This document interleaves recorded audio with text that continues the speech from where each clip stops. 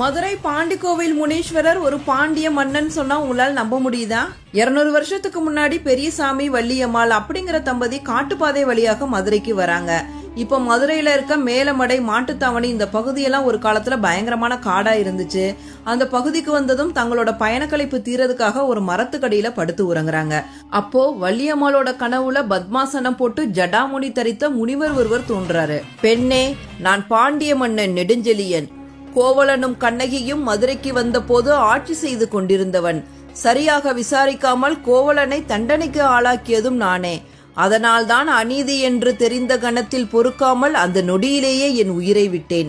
நான் மாண்டு சிவலோகம் போன போது சிவபெருமான், நீ பாவம் செய்தாய், ஆனால் அதை அறிந்து வருந்திய கணத்திலேயே உயிர் விட்டாய்.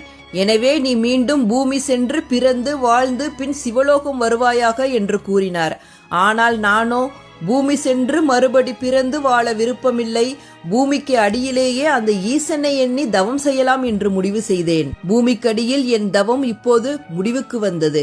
எனவே என்னை மேலே எடுத்து வழிபட்டால் உன்னையும் உன் குடும்பத்தையும் என்னை நாடி வந்து வணங்கும் அனைவரையும் நான் பாதுகாப்பேன் என்று அந்த முனிவர் கூறினார்.